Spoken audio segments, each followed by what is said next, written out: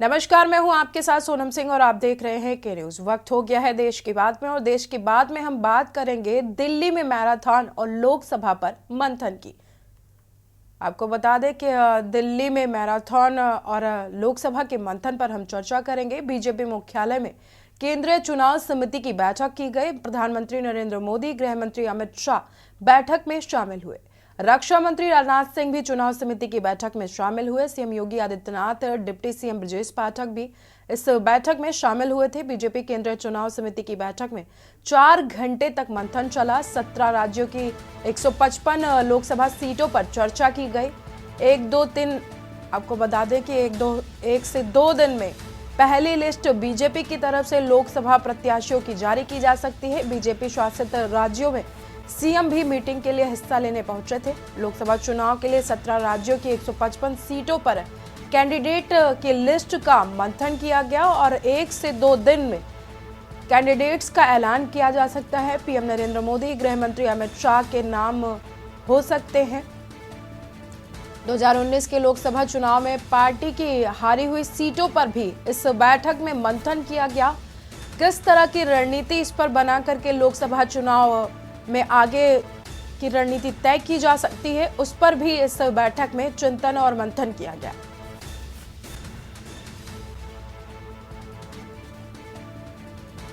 लोकसभा चुनाव के लिए 17 राज्यों की 155 सीटों पर मंथन किया गया। लिस्ट का 102 दिन में किया जा सकता है ऐलान। बीजेपी लोकसभा प्रत्याशियों की पहली लिस्ट 1 से 2 दिन में ऐलान कर सकती है। पीएम मोदी, गृह मंत्री अमित शाह के नाम भी इस लिस्ट में शामिल होंगे। 2019 के चुनाव में हारी हुई सीटों पर भी इस बैठक में मंथन किया गया। दिल्ली से खबर आपको बता रहे हैं, बीजेपी मुख्यालय में केंद्रीय चुनाव समिति की बैठक की गई। प्रधानमंत्री मोदी, गृह मंत्री अमित शाह बैठक में मौजूद रहे। ज्यादा जानकारी के लिए हमारे साथ इसी खबर पर प्रवेश शर्मा दिल्ली से जुड़ चुके हैं। प्रवेश, कल केंद्रीय समिति की बैठक की गई बीजेपी की और 155 सीटों पर मंथन किया गया, जिसमें उत्तर प्रदेश की कुछ सीटों पर भी मंथन किया गया है। क्या कुछ जानकारी है? बिल्कुल, देखिए मैं आपको बता दूं कि लोकसभा चुनाव करीब होने के कारण केंद्रीय चुनाव समिति की बैठक कल देर रात तक जो है केंद्रीय कार्यालय बीजेपी में चली। और सबसे बड़ी बात यह है कि लगभग 11:15 बजे के आसपास प्रधानमंत्री मोदी इस बैठक में पहुंचे और लगभग सुबह 3:15 बजे तक ये बैठक चली। और सबसे बड़ी बात मैं आपको बता दूं, बिहार, उत्तर प्रदेश, दिल्ली, मध्य प्रदेश, गोवा, इसके अलावा तमाम वो राज्य जहां से जो है लोकसभा सीटों के लिए जो है कैंडिडेटों का चुनाव करना था, लगभग एक राज्य से 3-3 नाम सामने आए थे। लेकिन खुद प्रधानमंत्री मोदी ने एक एक नाम पर चर्चा की। उसके अलावा विशेष रूप से बता दूं कि मंथन कर लिया। मंथन करने के बाद मोहर लग गई है। सिर्फ और सिर्फ एक औपचारिक घोषणा होनी बाकी है। लगभग 150 सीटों का जो नाम है बताया जा रहा है कि खुलासा होने वाला है। सबसे बड़ी बात है कि बनारसी से दोबारा से प्रधानमंत्री मोदी चुनाव लड़ने की बात सामने आ रही है। और तो वहीं दूसरी तरफ अमित शाह जो गांधीनगर से गुजरात से चुनाव पहले भी लड़े थे, और इस बार भी वहीं से वापसी दोबारा लड़ते हुए नजर आ सकते हैं। जी प्रवेश, जिस तरह से कहा जा रहा है कि 155 प्रत्याशियों का चयन किया गया है, जो 102 दिन में मतलब लिस्ट को जारी कर दिया जाएगा, तो आपको क्या लगता है कि इन प्रत्याशियों को वरीयता दी गई होगी?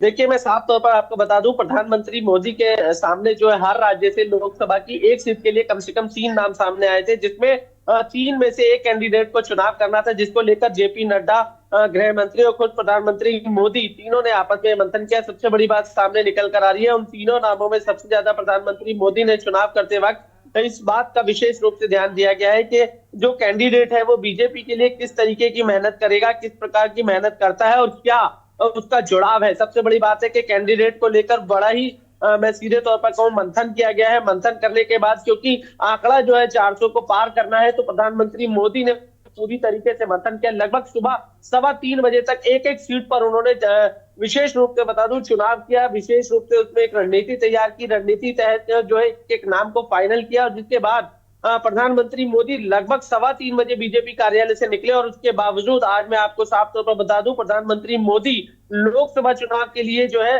कहीं ना कहीं आपको दौरा करते हुए झारखंड और पश्चिम बंगाल का आज भी दिखाई देंगे। जी प्रवेश, यूपी को लेकर के क्या कुछ रणनीति तैयार की गई है? यूपी में किस तरह से चुनाव को लेकर रणनीति बनाई गई है? बिल्कुल, देखिए मैं आपको बता दूं, उत्तर प्रदेश की लगभग 50 सीटें बताई जा रही है जिसको लेकर मंथन किया गया है, जिसमें से 26 सीटें अलायंस की है, चाहे वो आरएलडी की हो, चाहे विशेष रूप से बता दूं ओपी राज्य भर की हो। इन सब पार्टियों को मिलाकर 50 सीटों पर चुनाव किया गया है, जिसमें कैंडिडेट को लेकर जो है विशेष रूप से मोहर लग चुकी है। सिर्फ एक औपचारिक घोषणा होनी बाकी है और औपचारिक घोषणा बताई जा रही है कि या तो आज देर शाम तक, नहीं तो कल हो जाएगी। जी प्रवेश, जिस तरह से कल केंद्रीय समिति की बैठक की गई उसमें 155 सीटों का मंथन किया गया है लोकसभा के लिए। बहुत बहुत शुक्रिया आपका प्रवेश, जानकारी देने के लिए। आगे भी आप बने रहिए।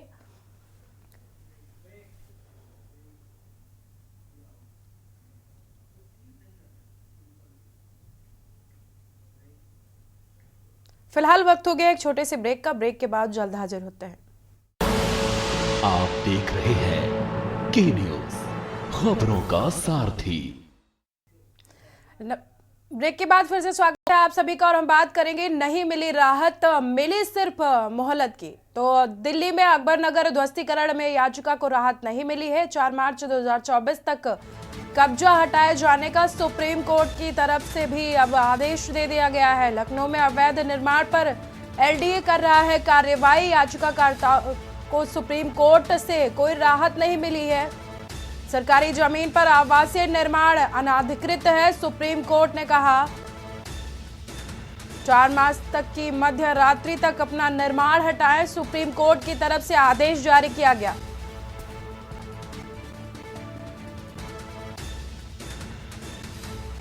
याचिकाकर्ताओं को सुप्रीम कोर्ट से कोई राहत नहीं मिली है। नहीं मिली राहत, तो मिली है सिर्फ मोहलत याचिकाकर्ताओं को। 4 मार्च की मध्य रात्रि तक अपना निर्माण हटाएं, सुप्रीम कोर्ट की तरफ से आदेश जारी कर दिया गया है। अकबर नगर ध्वस्तीकरण में कोई राहत मिलती हुई नहीं दिखाई दे रही है। 4 मार्च 2024 तक कब्जा हटाने की सुप्रीम कोर्ट की तरफ से आदेश जारी कर दिए गए हैं। लखनऊ में अवैध निर्माण पर एलडीए कर रहा था कार्रवाई।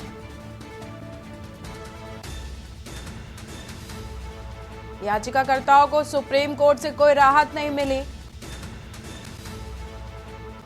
लखनऊ में अवैध निर्माण पर एलडीए की तरफ से लगातार कार्रवाई की जा रही थी।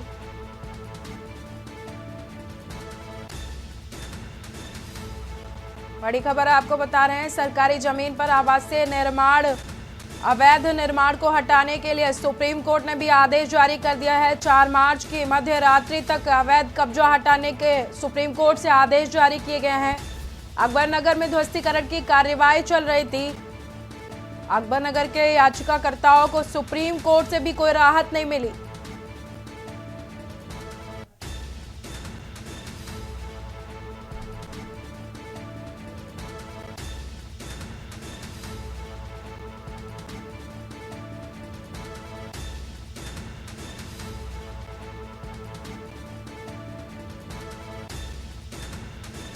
याचिकाकर्ता को सुप्रीम कोर्ट से कोई राहत नहीं मिली है। अकबर नगर में अवैध तरीके से जो कब्जे किए गए थे उनको हटाने के लिए सुप्रीम कोर्ट की तरफ से आदेश जारी कर दिए गए हैं। 4 मार्च की तारीख मुकर्रर की गई है। 4 मार्च की मध्य रात्रि तक अकबर नगर में अवैध कब्जे को हटाने के लिए सुप्रीम कोर्ट ने आदेश जारी कर दिए हैं।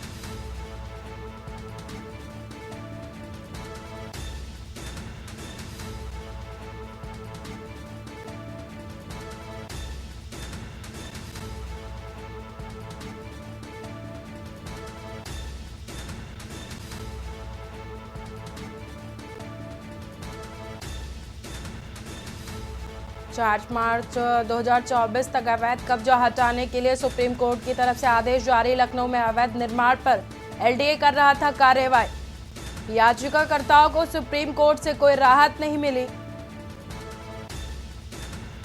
लखनऊ में अवैध निर्माण पर एलडीए कार्रवाई कर रहा था। अकबर नगर में याचिकाकर्ताओं को कोई राहत नहीं मिली है। सुप्रीम कोर्ट से कहा गया 4 मार्च की मध्य रात्रि तक अवैध कब्जा हटाएं।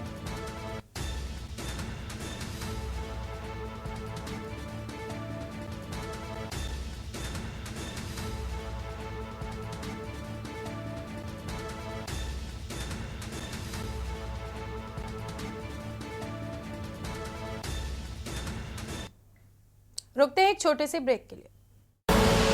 आप देख रहे हैं के न्यूज, खबरों का सारथी। ब्रेक के बाद बात करेंगे सीएम का ऐलान और मिला उचित दाम के। तो यूपी में गेहूं का न्यूनतम समर्थन मूल्य निर्धारित कर दिया गया है। न्यूनतम समर्थन मूल्य 2275 प्रति क्विंटल निर्धारित किया गया है। सीएम योगी आदित्यनाथ ने एक्स पर पोस्ट किया है।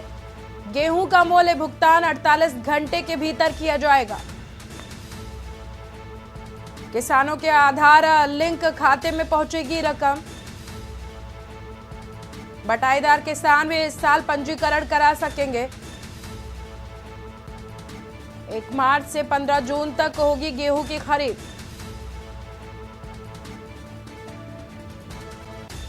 आप सभी की समृद्धि और खुशहाली प्राथमिकता, सीएम ने कहा।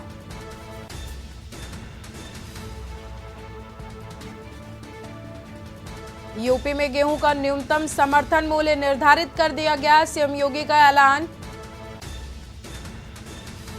न्यूनतम समर्थन मूल्य 2275 रुपए प्रति क्विंटल किया गया। सीएम योगी आदित्यनाथ ने एक्स पर पोस्ट किया।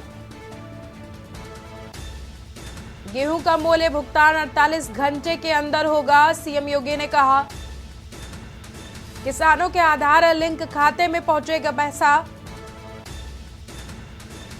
बटाईदार किसान भी इस साल पंजीकरण करा सकेंगे। सीएम ने निर्देश दिए।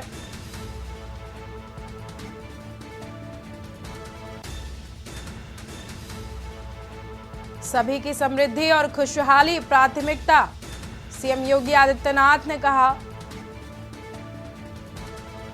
बड़ी खबर आपको बता रहा है, यूपी में गेहूं का समर्थन मूल्य निर्धारित कर दिया गया है। न्यूनतम समर्थन मूल्य 2275 रुपए प्रति क्विंटल किया गया। सीएम योगी आदित्यनाथ ने एक्स पर पोस्ट किया है। गेहूं का मूल्य भुगतान 48 घंटे के अंदर किया जाएगा। सीएम योगी आदित्यनाथ ने कहा किसानों के आधार लिंक खाते में पहुंचेगा पैसा। बटाईदार किसान भी इस साल पंजीकरण करा सकेंगे। 1 मार्च से 15 जून तक गेहूं की खरीद की जाएगी। सभी की समृद्धि और खुशहाली ही प्रदेश के लिए प्राथमिकता, सीएम योगी आदित्यनाथ ने कहा हमारे लिए प्राथमिकता होगी।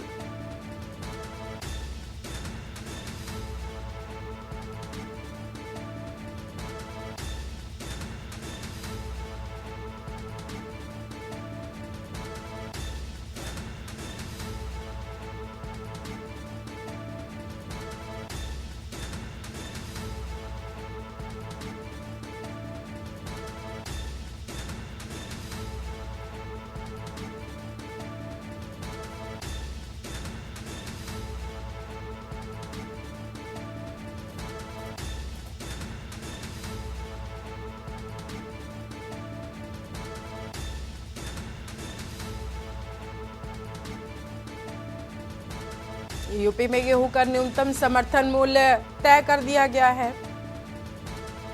न्यूनतम समर्थन मूल्य 2275 रुपए प्रति क्विंटल निर्धारित किया गया है। सीएम योगी आदित्यनाथ ने एक्स पर पोस्ट किया। गेहूं का मूल्य भुगतान 48 घंटे के अंदर होगा। किसानों के आधार लिंक खाते में पहुंचेगा पैसा। बटाईदार किसान भी इस साल पंजीकरण करा सकेंगे। 1 मार्च से 15 जून तक होगी गेहूं की खरीद। सभी की समृद्धि और खुशहाली प्राथमिकता है, सीएम योगी आदित्यनाथ ने कहा।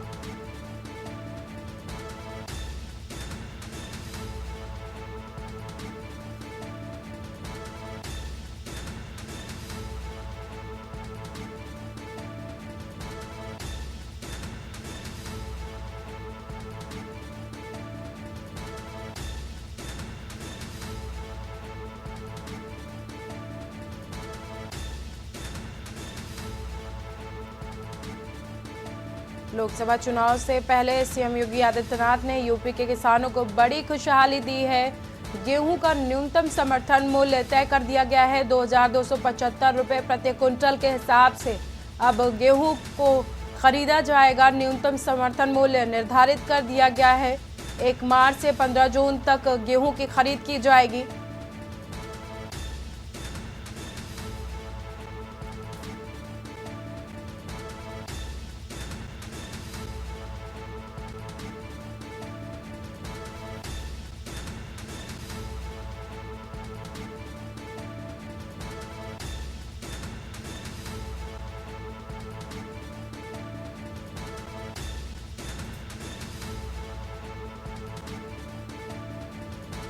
बटाईदार किसान भी इस साल पंजीकरण करा करके इसका लाभ उठा सकते हैं। 1 मार्च से 15 जून तक गेहूं की खरीद की जाएगी।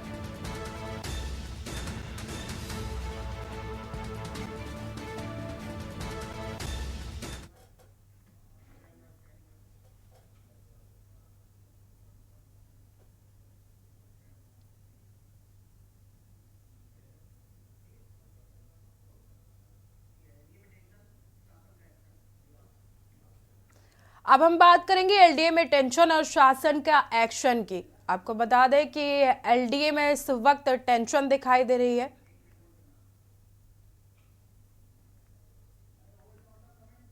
आपको बता दें कि एलडीए में टेंशन और शासन का एक्शन दिखाई दे रहा है। जानकारी के मुताबिक जिस तरह से नगर निगम में इस वक्त स्थिति बनी हुई है और एलडीए को लेकर स्थिति बनी हुई है, अकबर नगर का जो मामला है, लखनऊ में नगर निगम सदन में बवाल मचा हुआ है इस वक्त। आपको बता दें कि बवाल के दौरान नगर निगम अब टेंशन में आ गया है। शासन ने मामले की रिपोर्ट मांगी है। नगर आयुक्त से कल विवाद पर रिपोर्ट मांगी गई है। 2 दिन में नगर आयुक्त सौंप सकते हैं रिपोर्ट।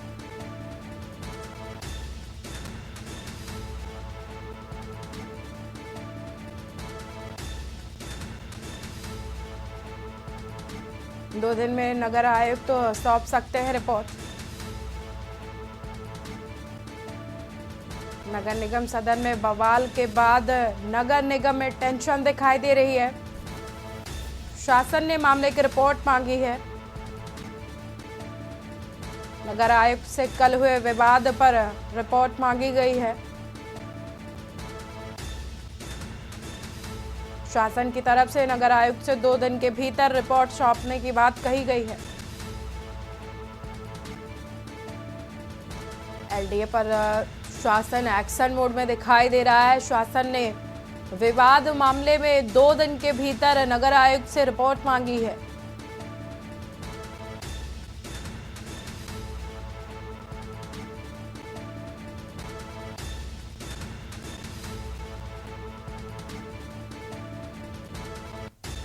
बड़ी खबर आपको लखनऊ से बता रहे हैं। नगर निगम में नगर आयुक्त से शासन की तरफ से रिपोर्ट मांगी गई है। शासन ने रिपोर्ट मांगी है। नगर आयुक्त से कल हुए विवाद के बाद यह रिपोर्ट मांगी गई है।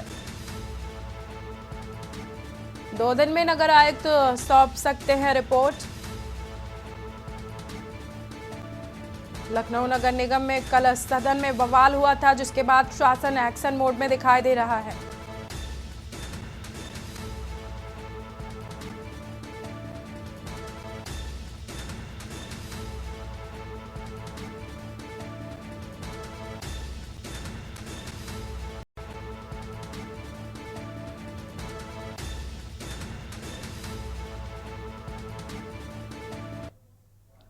फिलहाल वक्त हो गया है एक छोटे से ब्रेक का। ब्रेक के बाद जल्द हाजिर होते हैं। आप देख रहे हैं के न्यूज, खबरों का सारथी। ब्रेक के बाद स्वागत है आप सभी का देश की बात में। और हम बात कर रहे हैं खैरागढ़ जिला अंतर्गत छोई खदान की, जहां पर तहसील के केसीसी केंद्रीय क्रेडिट कार्ड बैंक से मिलकर किसानों से लोन के नाम पर धोखाधड़ी का मामला सामने आया है। आपको बता दें कि 43,70,000 किसानों से बैंक लोन के नाम पर लूटा गया है और ये धोखाधड़ी विगत 11 सालों से चल रही थी। आपको बता दें कि आरोपी ललित शर्मा। इसी बीच लखनऊ से बड़ी खबर आ रही है। आपको बता दें लखनऊ से बड़ी खबर बता रहे हैं, सूत्रों के हवाले से बड़ी खबर है। निषाद पार्टी को बीजेपी गठबंधन से मिलेगी एक सीट। सहयोगी दलों के लिए 6 सीटें छोड़ेगी बीजेपी। 74 सीट अपने पास रखेगी बीजेपी।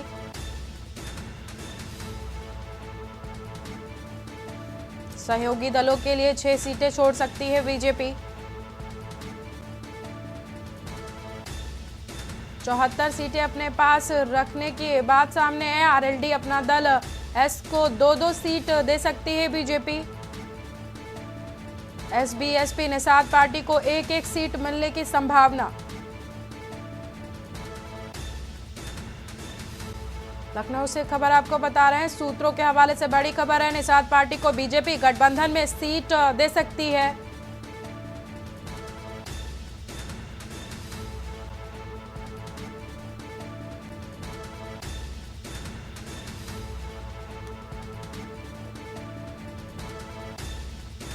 सहयोगी दलों के लिए बीजेपी एक सीट, 6 सीटों में से 1 सीट एसबीएसपी को दे सकती है। आरएलडी अपना दल एस को 2 सीट दे सकती है। ज्यादा जानकारी के लिए हमारे साथ जुड़ चुके हैं संवाददाता कौशलेंद्र उपाध्याय। कौशलेंद्र, बीजेपी की तरफ से सूत्रों के हवाले से खबर है कि 6 सीटें छोड़ सकती है बीजेपी लोकसभा चुनाव के लिए। जो सहयोगी दल है उनके लिए क्या कुछ पूरा मामला है? जी बिल्कुल, देखिए आपको बताएं, जिस तरह से कल भारतीय जनता पार्टी दिल्ली में एक बड़ी बैठक हुई है, उसमें उत्तर प्रदेश की 80 लोकसभा सीटों को लेकर पूरी रणनीति तैयार की गई, जिसमें सूत्रों के हवाले से पता चल रहा है कि भारतीय जनता पार्टी अपने सहयोगी दलों के लिए 6 सीट छोड़ने को तैयार हो गई है। और उन 6 सीटों में जो सहयोगी दल हैं, जैसे आरएलडी अभी हाल ही में भारतीय जनता पार्टी के साथ जुड़ी हुई है, और उसके पहले अपना दल यह पहले से ही जो है भारतीय जनता पार्टी की एनडीए घटक दल रहा है, और वहीं सुभाषपा आ चुकी है, निषाद पार्टी भी है। तो इन सब चीजों को देखते हुए भारतीय जनता पार्टी ने एक रणनीति तैयार की है कि 6 सीटों में इन सभी सहयोगी दलों को सीट दी जाएगी और इनको मजबूती से चुनाव लड़ाया जाएगा। इनके जो कैंडिडेट है भारतीय जनता पार्टी के जितने कार्यकर्ता नेता है सब मदद करेंगे, और इससे जो इन पार्टियों के जो जनाधार है, जो लोगों के बीच में जो इनकी पैठ है, उससे भारतीय जनता पार्टी को मजबूती मिलेगी। और 80 लोकसभा सीटों की जो रणनीति है, जैसे हारी हुई सीटें जो हैं, उसके बाद जिन सीटों के इनके कैंडिडेट तो लग रहा है कि वहां पे अगर कैंडिडेट कमजोर है तो वहां की रणनीति पूरी तैयार की गई। इसीलिए भारतीय जनता पार्टी 74 सीटों पे अपनी दावेदारी होगी और 6 सीटों में अपने सहयोगी दलों को सबको सीट देगी, जिसमें आरएलडी और अपना दल यस को 2-2 सीटों की संभावना है, और वहीं सुभाषपा और निषाद पार्टी को 1-1 सीट देने की संभावना है। हालांकि आपको बताएं कि आरएलडी सुभाषपा जो पार्टी है वो अभी हाल ही में भारतीय जनता पार्टी के साथ जुड़ी हुई है। इससे पहले 2017 में जब आई थी तो कई विधानसभा सीटें मिली थी, जिसमें कई मंत्री भी बनाए गए थे। लेकिन फिर 2022 के इलेक्शन में सुभाषपा समाजवादी पार्टी के साथ गठबंधन किया था, उसके बाद गठबंधन टूटा, तब भारतीय जनता पार्टी के पास आए। वहीं अगर हम बात करें अपना दल यस की, तो अपना दल यस पहले भी 2014 से ही भारतीय जनता पार्टी के साथ है, ये घटक दल बन के है, और उनके जो है उत्तर प्रदेश सरकार में भी उनके कई विधायक मंत्री हैं, और वहीं केंद्र में खुद पार्टी के जो राष्ट्रीय अध्यक्ष हैं वो खुद केंद्रीय मंत्री हैं, और उनकी पार्टी 2 सीटों की समय सांसद भी हैं, जिसमें अनुप्रिया पटेल खुद मिर्जापुर और सोनभद्र से एक सांसद है। तो इन सब चीजों को देखते हुए लग रहा है कि अब 74 सीटों पे बीजेपी बाकी 6 सीटों में अपने जो सहयोगी दल है उनको जो है सीट देने की तैयारी चल रही है। बहुत बहुत शुक्रिया कौशलेंद्र आपका दर्शकों तक जानकारी पहुंचाने के लिए।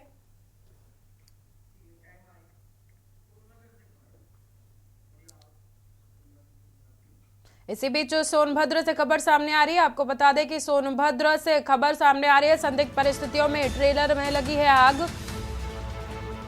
चालक की जिंदा जलकर मौत हुई है। कोयला लेने पहुंची ट्रेलर में देर रात आग लगी है। मौके पर पहुंची फायर ब्रिगेड की टीम ने आग पर काबू पाया है। पुलिस ने चालक के जले शव को बाहर निकाला है। डीजल चोर गिरोह पर ट्रेलर में आग लगाने का आरोप। ट्रक चालक ने उत्तर मध्य प्रदेश के एरिया का बताया जा रहा है। शक्तिनगर वाराणसी मुख्य मार्ग की बताई जा रही है घटना। सोनभद्र से खबर आपको बता रहे हैं, संदिग्ध परिस्थितियों में ट्रेलर में आग लगी है। चालक की जिंदा जलकर मौत हुई है। ट्रेलर में कोयला लेने पहुंची ट्रेलर में देर रात आग लगी थी। मौके पर पहुंची फायर ब्रिगेड की टीम ने आग पर काबू पाया है। पुलिस ने चालक के जले शव को बाहर निकाला है। डीजल चोर गिरोह पर ट्रेलर में आग लगाने का आरोप। ट्रक चालक ने उत्तर प्रदेश हाईवे किया जाम। शक्तिनगर वाराणसी मुख्य मार्ग की बताई जा रही है घटना। सोनभद्र से खबर आपको बता रहे हैं, संदिग्ध परिस्थितियों में ट्रेलर में आग लगी है। चालक की जिंदा जलकर मौत हुई है। कोयला लेने पहुंची ट्रेलर में देर रात आग लगी है।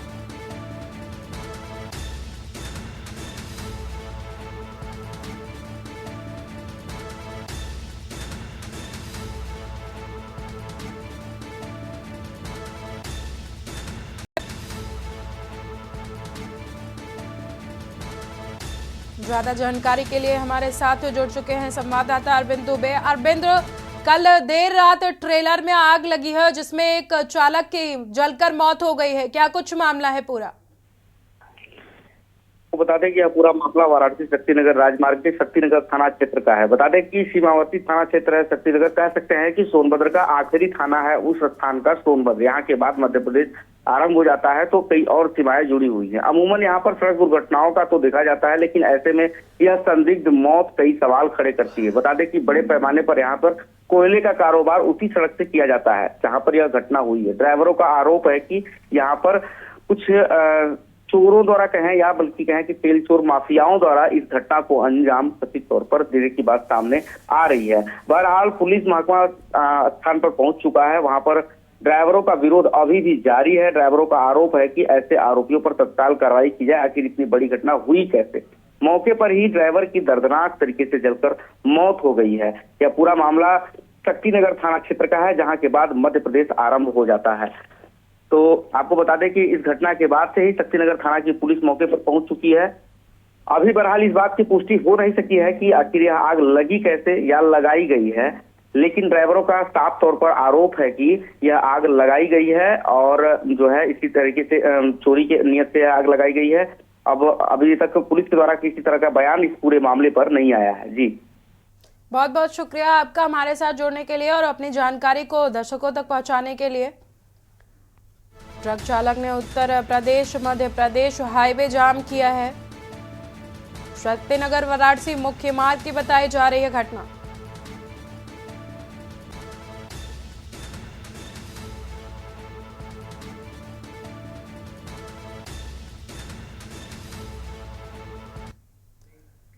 फिलहाल वक्त हो गया एक छोटे से ब्रेक का। ब्रेक के बाद जल्द हाजिर होते हैं देश की बात में। आप देख रहे हैं के न्यूज खबरों का ब्रेक के बाद स्वागत है आप सभी का देश की बात में और हम बात करेंगे यूपी की चौखट आयोग की दस्तक की। भारत निर्वाचन आयोग की आज बड़ी बैठक है लखनऊ में। विधानसभा के तिलक हॉल में चुनाव आयोग की बैठक है। विधानसभा में आज प्रदेश भर के अधिकारी इस बैठक में शामिल होंगे। लोकसभा चुनाव की तैयारियों को लेकर यह बैठक की जा रही है। बैठक को देखते हुए ट्रैफिक में बदलाव किए गए हैं। डीएसओ चौराहे से सिसंडी तक सामान्य ट्रैफिक प्रतिबंधित रहेगा। लोकसभा चुनाव की तैयारियों को लेकर आज लखनऊ में बड़ी बैठक की जा रही है। चुनाव आयोग इस बैठक को कर रहा है। प्रदेश भर के अधिकारी इस बैठक में शामिल हो रहे हैं। लोकसभा चुनाव की तैयारियों को लेकर यह बैठक की जा रही है। बैठक को देखते हुए ट्रैफिक में बदलाव किया गया है। डीएसओ चौराहे से सिसंडी तक सामान्य ट्रैफिक प्रतिबंधित किया गया है। लखनऊ से खबर आपको बता रहे हैं, भारत निर्वाचन आयोग की बड़ी बैठक आज लखनऊ में की जा रही है। विधानसभा के तिलक हॉल में चुनाव आयोग की ये बैठक की जा रही है। विधानसभा में आज प्रदेश भर के अधिकारी इस बैठक में शामिल हो रहे हैं। लोकसभा चुनाव की तैयारियों को लेकर यह बैठक की जा रही है।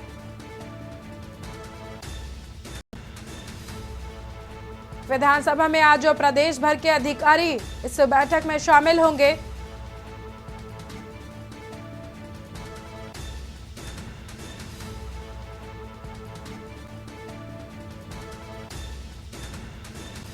डीएसओ चौराहे से सिसंडी तक सामान्य ट्रैफिक प्रतिबंधित किया गया है।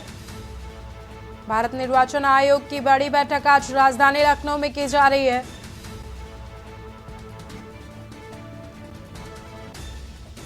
इसी खबर पर ज्यादा जानकारी के लिए हमारे साथ संवाददाता शिवा शर्मा राजधानी लखनऊ से जुड़ गए हैं। शिवा, आज भारत निर्वाचन आयोग की बैठक की जा रही है तिलक हॉल में लखनऊ, क्या कुछ जानकारी है?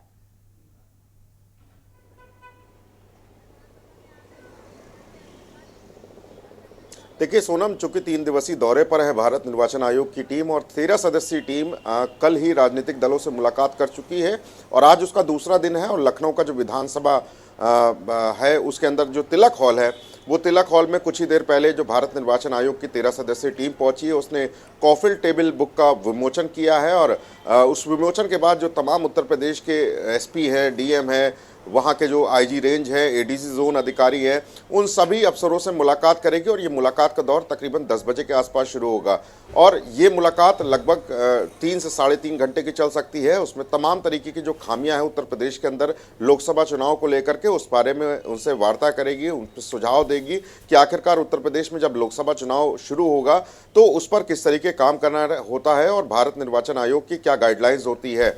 उसी को लेकर के उसके बाद ये कहा जा सकता है कि जब उत्तर प्रदेश के तमाम डीएम और एसपी मुलाकात करने के बाद जब वो तिलक हॉल से निकलेंगे, उसके बाद शाम को ये प्रस्तावित है कि भारत निर्वाचन आयोग की टीम डीजीपी और मुख्य सचिव से मुलाकात करेगी और उनको अपने सुझाव देगी कि उत्तर प्रदेश में किन किन जिलों में क्या क्या चीजें लागू करवानी है। खास बात यह है कि जो कल राजनीतिक दल भारत निर्वाचन आयोग की टीम से मिले हैं, उन्होंने अपनी आपत्तियां दर्ज कराई हैं, चाहे वो बहुजन समाज पार्टी हो, कांग्रेस हो, आम आदमी पार्टी हो या समाजवादी पार्टी हो। उन आपत्तियों को देखते हुए भी वो डायरेक्शंस देंगे उत्तर प्रदेश के प्रमुख सचिव और डीजीपी को कि क्या क्या ट्रांसफर पोस्टिंग के नियमावली के तहत उनको क्या करना चाहिए, किस चीज़ों में शिकायत उनकी दर्ज हुई है, उन खामियों को दूर किया जाए। और साथ ही साथ ये भी देखा जाएगा कि शाम को जब भारत निर्वाचन आयोग की टीम ये 2 दौरों के बाद से जब मुलाकात खत्म करती है, उसके बाद जो सेल्स की टीम है, जो नारकोटिक्स है, जीएसटी है, जो आबकारी है, जो तमाम तरीके की जो टीमें हैं जो उत्तर प्रदेश के अंदर कार्रवाई करती है, उनके अफसरों से मुलाकात करेंगी और उनसे भी बातचीत करने के बाद ये फैसला किया जाएगा कि जो भी उनको कड़ाई से निर्देश पालन कराने हैं वो आचार संहिता के पहले हो और आचार संहिता जैसे ही लागू होती है तब उनका काम और ज़्यादा बढ़ जाता है। ऐसे में जो शराब की बिक्री है, जो जीएसटी कर की चोरी है, तो तमाम जो चीज़ें हैं उसको लेकर के भी भारत निर्वाचन आयोग के जो अफसर हैं उनको दिशा निर्देश देंगे। तो आज बहुत ही अहम दिन है। लखनऊ के विधानसभा से मीटिंग का शुरुआत हो गई है और अब ये शुरुआत शाम तक होगी और कल भारत निर्वाचन आयोग की जो 13 सदस्यीय जो टीम है जो दिल्ली से लखनऊ आएगी, सीधे सीधे उसमें प्रेस कॉन्फ्रेंस करेगी और मीडिया से मुखातिब हुए तमाम चीज़ों के सवाल के जवाब देगी। जी, बहुत बहुत धन्यवाद शिवा आपका हमारे तक जानकारी पहुंचाने के लिए और दर्शकों को जानकारी देने के लिए। आपको बता दें कि बैठक को देखते हुए ट्रैफिक का बदलाव भी किया गया है। आज भारत निर्वाचन आयोग की तरफ से राजधानी लखनऊ के तिलक हॉल में बैठक की जा रही है। लोकसभा चुनाव की तैयारियों को लेकर ये बैठक की जा रही है। विधानसभा के तिलक हॉल में चुनाव आयोग की तरफ से ये बैठक की जा रही है।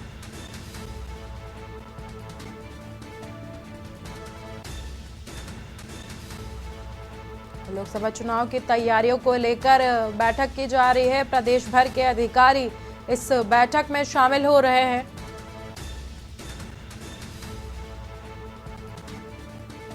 बड़ी खबर आपको लखनऊ से बता रहे हैं। लोकसभा चुनाव की तैयारियों को लेकर आज निर्वाचन आयोग बैठक कर रहा है। विधानसभा के तिलक हॉल में यह बैठक की जा रही है।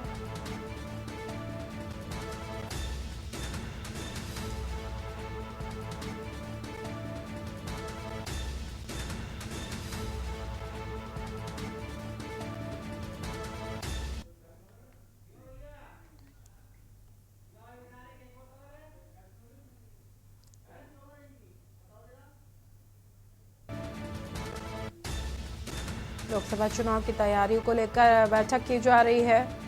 राजधानी लखनऊ से बड़ी खबर आपको बता रहे हैं। विधानसभा में आज प्रदेश भर के अधिकारी बैठक में शामिल हो रहे हैं। भारतीय निर्वाचन आयोग की तरफ से ये बैठक की जा रही है।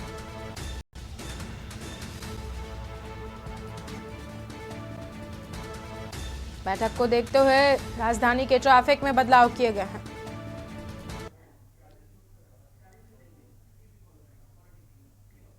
अगली खबर खैरागढ़ से, जहां पर छुई खदान तहसील के केसीसी केंद्र बैंक से किसानों के नाम पर लोन लेने का धोखाधड़ी का मामला सामने आया है। 43,70,000 किसानों से बैंक लोन के नाम पर लूटा गया है और ये धोखाधड़ी विगत 11 सालों से की जा रही है। बता दें कि आपको यह आरोपी ललित शर्मा अपने साथी निखिल श्रीवास्तव और बैंक कर्मचारियों के साथ मिलकर मोहगांव क्षेत्र के गरीब और भोले भाले किसानों के साथ फर्जी तरीके से केसीसी लोन निकालकर लाखों रुपए का चूना लगा रहे थे। आरोपी इतना शातिर हैं कि कई प्रकरणों में भूस्वामी की जगह किसी अन्य व्यक्ति को खड़ा कर लोन स्वीकृत करा लेते थे और धोखाधड़ी करते थे। ललित शर्मा के 13 मामले सामने आए हैं। वो लोगों से फिक्स डिपॉजिट व लोन दिलाने के नाम पर पैसे लूटकर अकाउंट में ट्रांसफर करता था। वो कई सालों से ऐसे ही लोगों से पैसे अपने अकाउंट में ट्रांसफर कराता रहा है। पुलिस ने रिपोर्ट, आपको बता दें कि पुलिस की रिपोर्ट में पता चला है कि ललित शर्मा और उसके साथी निखिल श्रीवास्तव को गिरफ्तार कर लिया गया है। अन्य आरोपी फरार हैं, उनकी भी जांच की जा रही है। उक्त कार्यवाही में थाना प्रभारी मोहगांव निरीक्षक धर्मेंद्र वैष्णव व उनकी टीम का सराहनीय योगदान रहा। इस मोहगांव थाना क्षेत्र में 4 अपराध 420, 467, 468, 471 और 120 भी आईपीसी के पंजीबद्ध किए गए हैं। इसमें कुल 13 शिकायतों में कार्रवाई की गई है, जिसमें बैंक में लोन दिलाने के नाम पर विभिन्न तरीकों से धोखाधड़ी की गई है। इसमें मुख्य आरोपी ललित शर्मा और उसके साथी निखिल श्रीवास्तव, जीवन गौड़ और अन्य बैंक कर्मचारियों का नाम सम्मिलित है। इन्होंने विभिन्न तरीके से कभी जमीन के कागजात जमा करके, कभी फर्जी आधार कार्ड, फर्जी जमीन के दस्तावेज प्रस्तुत करके लोन बैंक कर्मचारियों की मिलीभगत से इनको दिलवाए और लोन का पैसा कैश में निकालकर बैंक में अकाउंट में ट्रांसफ़र करके उसे खुद हड़प कर जाते थे।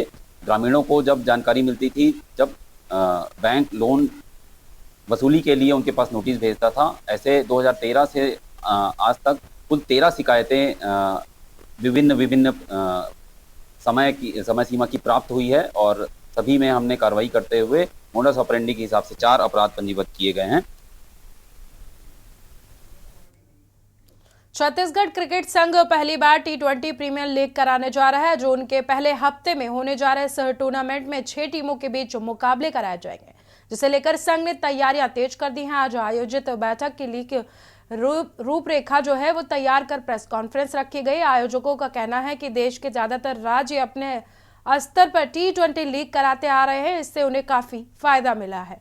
खिलाड़ी IPL समेत कई इंटरनेशनल टूर्नामेंट में भी नजर आते हैं। ऐसे में छत्तीसगढ़ प्रीमियर लीग से हमारे खिलाड़ियों को भी फायदा होगा।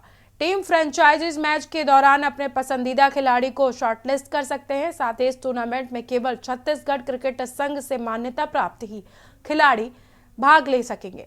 बैठक में खिलाड़ियों का एक्शन होगा या जिला स्तर से खिलाड़ी चुने जाएंगे, इस पर भी मुहर लगेगी।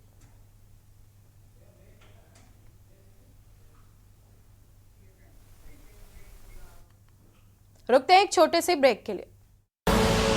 आप देख रहे हैं के न्यूज, खबरों का सारथी। ब्रेक के बाद स्वागत है आप सभी का और हम बात करेंगे बीजेपी के युद्धवीर की। आपको बता दें कि बड़ी खबर आपको बता रहे हैं, बीजेपी से जुड़े हुए आज जारी हो सकते हैं बीजेपी की पहली लिस्ट। लोकसभा चुनाव के लिए पहली लिस्ट जारी की जा सकती है। देर रात तक चली बीजेपी चुनाव समिति की बैठक के बाद आज पहली लिस्ट जारी की जा सकती है। लोकसभा उम्मीदवारों के नाम पर मंथन किया गया था। 8 राज्यों की 350 से ज्यादा लोकसभा सीटों पर चर्चा की गई थी। 120 से ज्यादा उम्मीदवारों के नाम फाइनल। यूपी में करीब 30 सीटों पर नाम फाइनल किए गए।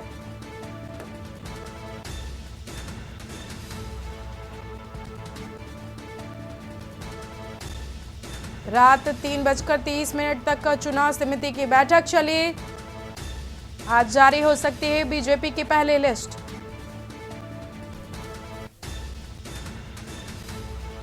देर रात तक चली बीजेपी चुनाव समिति की बैठक के बाद आज लोकसभा सीटों पर उम्मीदवारों का ऐलान किया जा सकता है। 8 राज्यों की 350 से ज्यादा लोकसभा सीटों पर चर्चा की गई थी।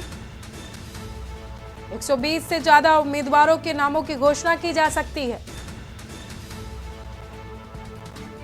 यूपी में करीब 30 सीटों पर नाम फाइनल। पीएम मोदी की मौजूदगी में नामों पर मंथन किया गया था।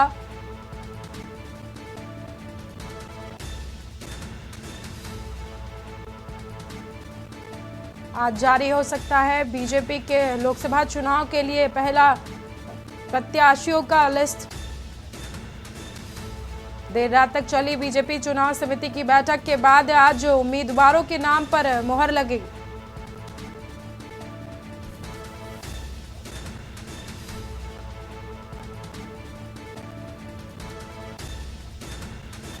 इस वक्त की बड़ी खबर आपको बता रहे हैं, 120 से ज्यादा उम्मीदवारों के नामों पर आज ऐलान किया जा सकता है। यूपी में करीब 30 सीटों पर नाम फाइनल हो चुके हैं। पीएम मोदी की मौजूदगी में नामों पर मंथन किया गया था। रात 3:30 तक चुनाव समिति की बैठक के बाद ये फैसला लिया गया है। आज जारी हो सकती है बीजेपी के लोकसभा चुनाव के लिए पहली लिस्ट।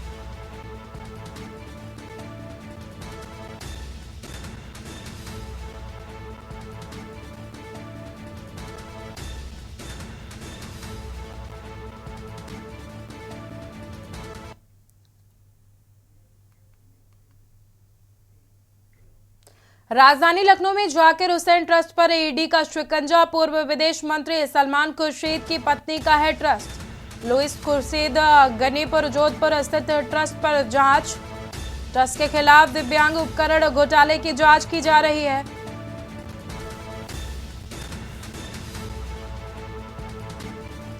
ट्रस्ट के खिलाफ दिव्यांग उपकरण घोटाले की जांच की जा रही है।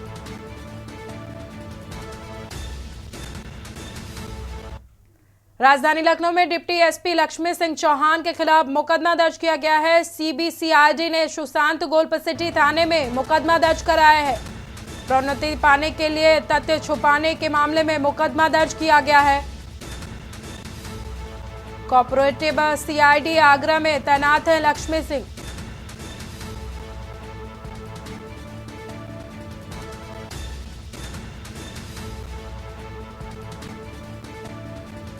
लखनऊ से खबर आपको बता रहे हैं, डिप्टी एसपी लक्ष्मी सिंह चौहान के खिलाफ मुकदमा दर्ज किया गया है।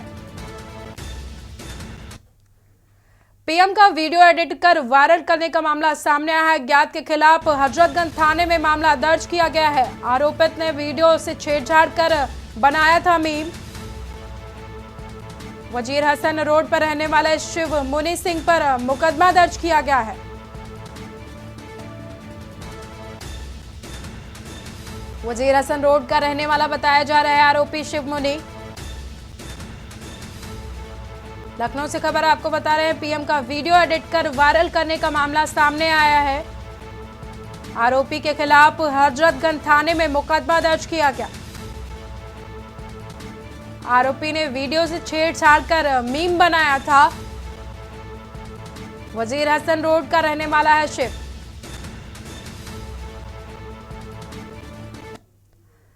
लखनऊ में यूपी में 2 आईपीएस रिटायर हुए हैं। आईपीएस मुकुल गोयल और एएस आनंद रिटायर हुए हैं। डीजी सिविल डिफेंस के पद से मुकुल गोयल रिटायर हुए हैं। 1987 बैच के आईपीएस अफसर रहे मुकुल गोयल।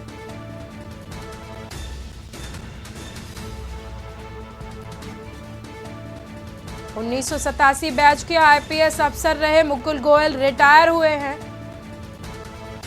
लखनऊ से खबर आपको बता रहे हैं, यूपी में 2 आईपीएस रिटायर हुए हैं। गोंडा में प्रशासनिक अफसरों पर डीएम की बड़ी कार्रवाई की गई है। उपजिलाधिकारी तहसीलदार समेत 12 को नोटिस जारी किया गया है। पीठासीन अधिकारियों को भी भेजा गया है नोटिस। लंबित वादों का निस्तारीकरण न करने पर जवाब मांगा गया है।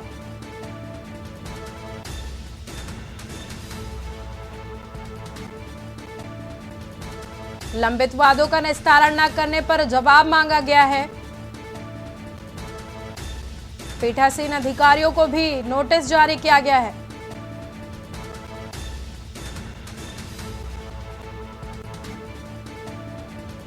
जमीन कब्जे चकबंदी से जुड़े ज्यादातर मामले सामने आए। 4 दिन में सभी को देना होगा लिखित जवाब।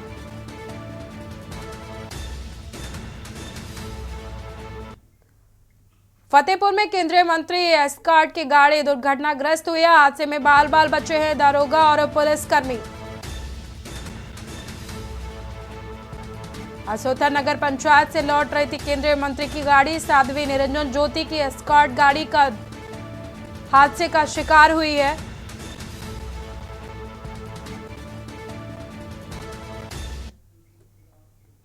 फिलहाल देश की बात में इतना ही। आगे की बड़ी खबरों को देखने के लिए देखते रहे के न्यूज। आप देख रहे हैं के न्यूज, खबरों